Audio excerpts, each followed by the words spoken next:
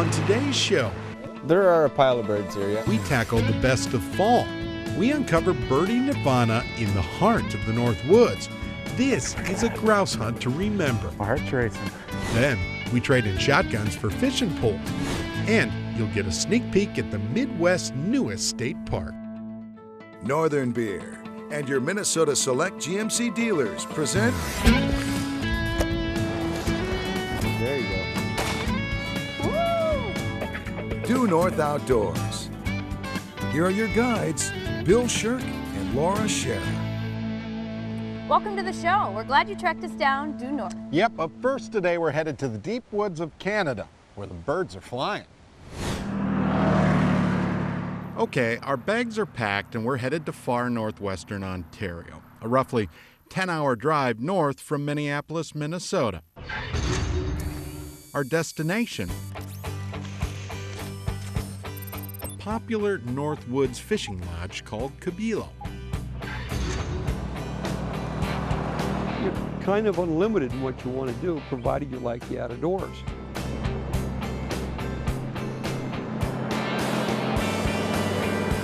Anglers come to Kabeelo to hop onto bush planes and float off to remote fish camps. These days, you can stay at the main lodge and hop on ATVs and head to the woods where you'll find literally hundreds of miles of rideable trails.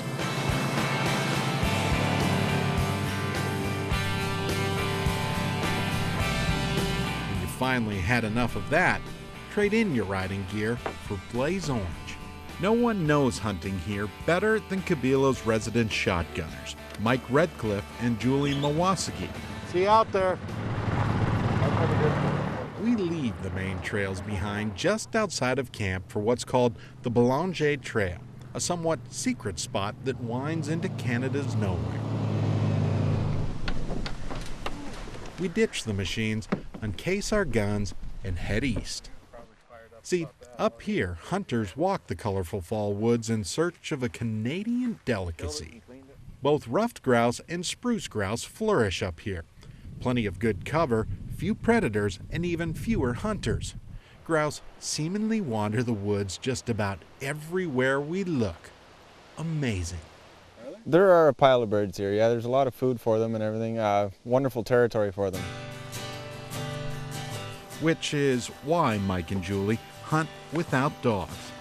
Just don't need them. You got to get your chicken eyes on and recognize the shape of that body. Just keep your eyes open and you'll eventually see this. Yeah, you don't have to work hard to find them, that's for sure. And that's how it's done, boys. Now, up here, most hunters harvest birds before they fly, This is a spruce grouse. something many U.S. hunters aren't quite used to.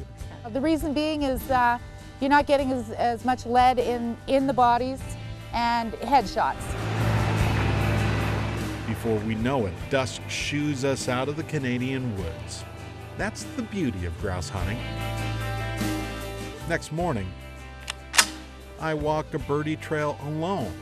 And heck, not 50 yards into the woods, one bird flushes, another sneaks just into the gravel. Just being out there, if you're out there, you're going to see something. Bird down. What an amazing moment. Beautiful.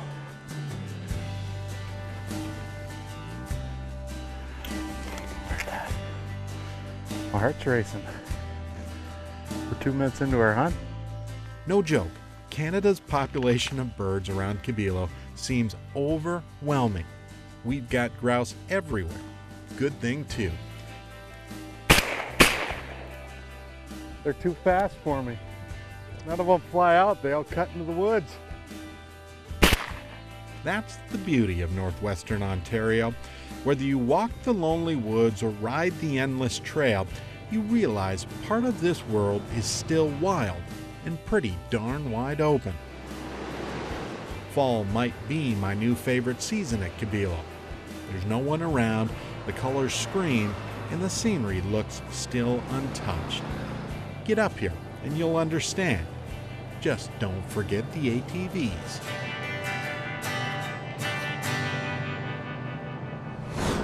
Up next, we take a break from the hunting to tackle Kabeelo's fall fishing.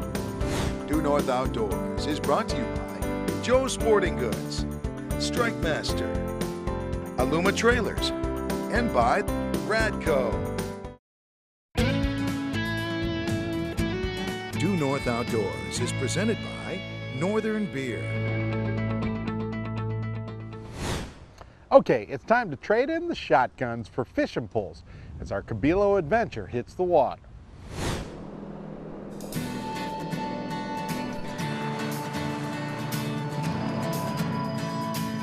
Wild is the life in Canada's deep woods. Way up in northwestern Ontario, ATVs perpetually roll on. Up here, you're allowed to drive them wherever you really please. Trails up here wind through the bush literally hundreds and hundreds of relatively uncharted miles. Just to be able to go in my backyard and go for miles on a quad and have nothing but beautiful views like this, I mean, it's an awesome way to live your life. Shane Herder works up here at Kabeelo Lodge, a fly-out fishing outpost where ATVs now also provide the way out. Well, it's sort of like the idea of a fly-out fishing trip. It's the same principle, but you're on land. The only probably obstacle we have is can we get enough gas in here to make sure that you can run your ATVs for 2 weeks. But I'll take care of that for you, believe me.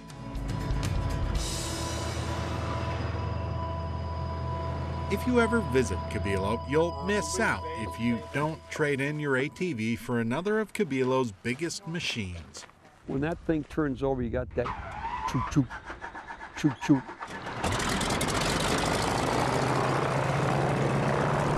Kabeelo runs two de Havilland Beavers, World War II era aircraft, still considered the workhorse of the Canadian North Woods. Lots of horsepower, lots of push to get off the water, carry a good load. What a great thrill.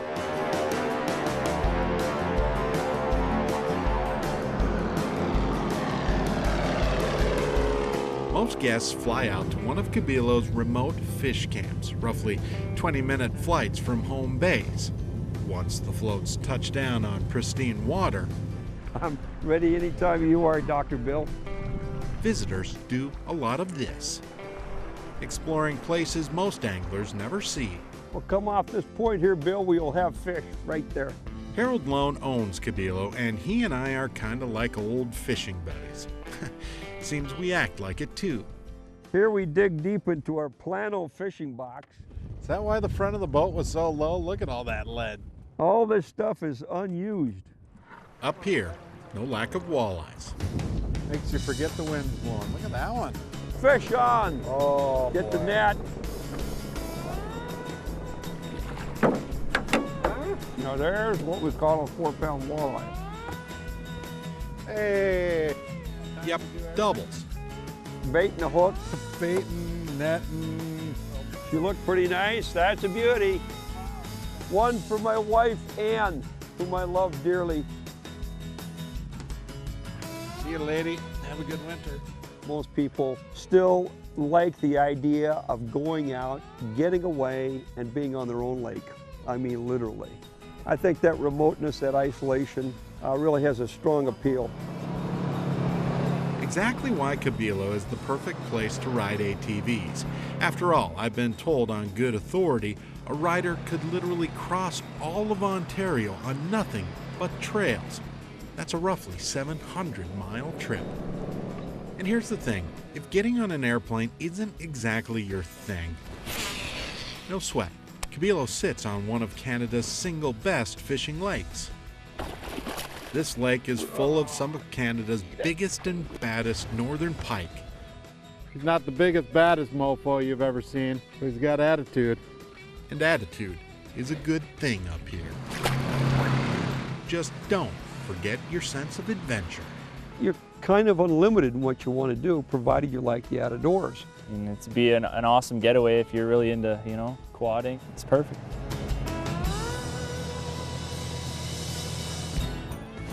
Coming up, we spill the beans on a very cool riding area, a little bit closer to home. Due North Outdoors is brought to you by Otter Outdoors, Aquaview Underwater Cameras, and by Northland Tackle. Check your compass. It's time for the Due North Road Trip. Brought to you by McCarthy Buick GMC in Coon Rapids. Fall, the time of year when lots of folks think tree stands or pheasant fields.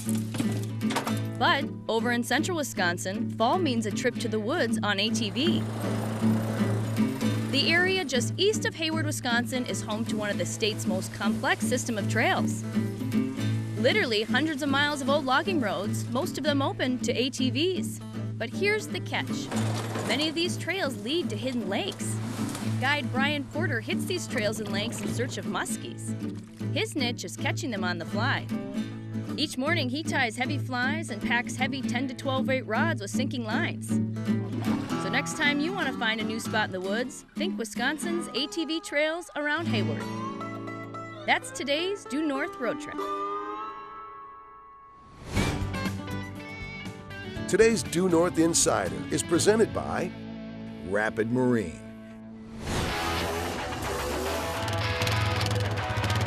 Body English. It's a language every rider should speak. It's really important to stay steady, stay neutral, and just let your body position move as the trail conditions dictate.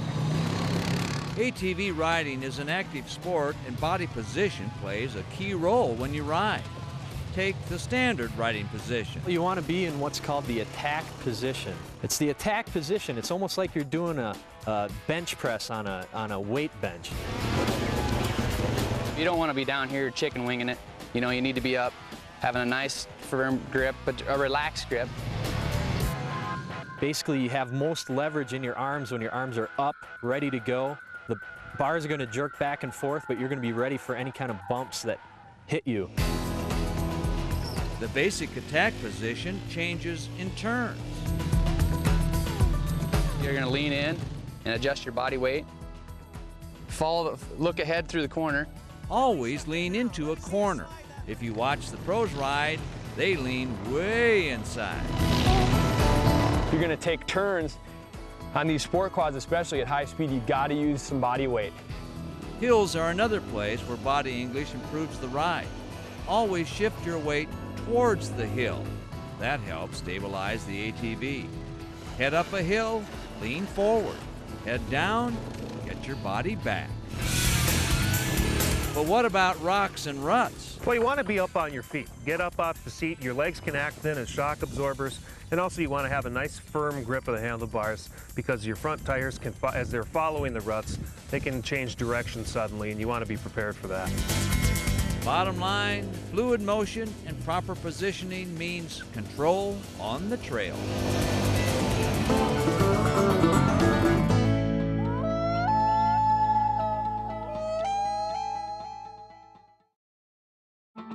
Check your compass. It's time for the Due North Classic. Up in the North Woods, exciting looks and sounds like this. Just ask Gene Goad. The color is just popping out there.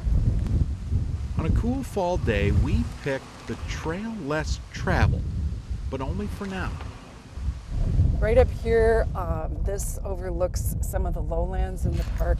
See, the state offered to let us go behind the gates and see the brand spanking new Lake Vermillion State Park.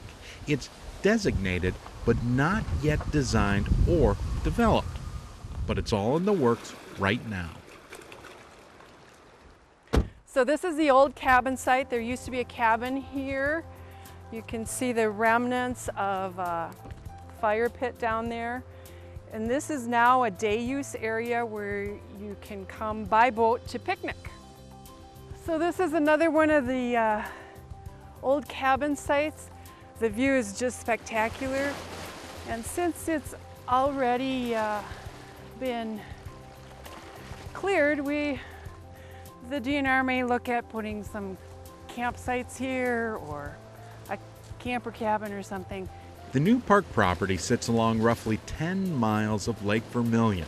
Now, much of the access here will eventually be by boat.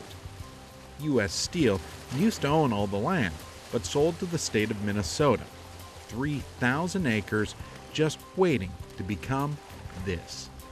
The key to this park, of course, will be the water, but also the topography. And here we are, standing on 2.7 billion year old rock, overlooking some of the 368 islands on Lake Vermillion. Is that Jasper? Yeah, you can see the fire tower. And is that Sudan? Remember, this was old mining territory. These big rock outcroppings will eventually become park lookouts. So that's Stunts Bay. That's the main part of the lake. That's pretty awesome. Amazing, especially when you consider right next door to the new park, an old state park, and one of Minnesota's most unusual park experiences. Gonna watch your step going in?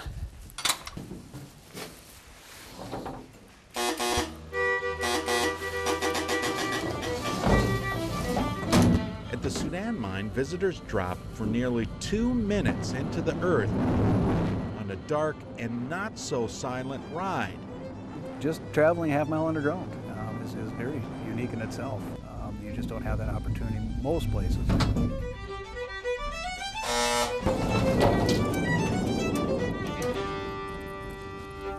So this is the 27th level. This is where we bring all the tours. Way down here, guests get a look at life in Minnesota's oldest iron ore mine. Most, still the majority, take the historic mine tour, cover a little bit on the geology end of things, a lot about the culture of the area. You see all kinds of stuff like that bat right there. And these days, the fancy underground physics lab.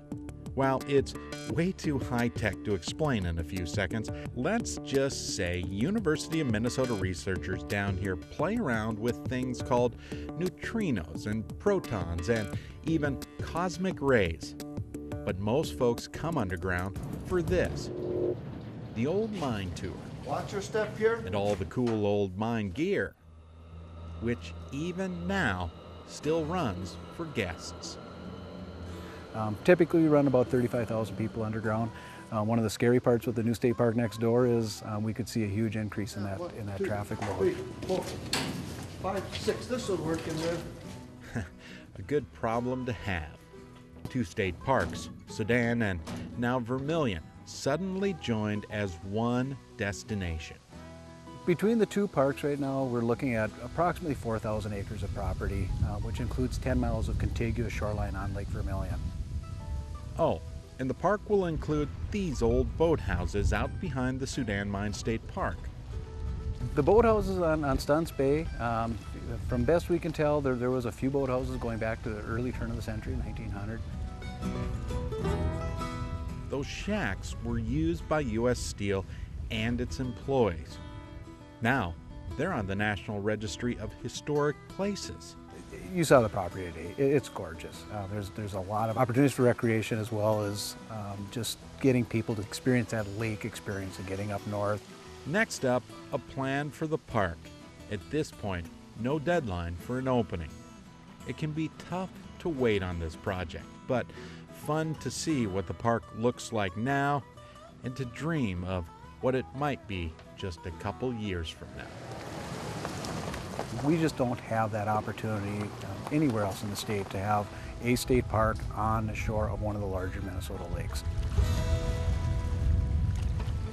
That is going to be an awesome state park someday. Certainly is, but you know what time it is now? What? It's time to get out of here. Until next week, remember to introduce someone new to the great outdoors.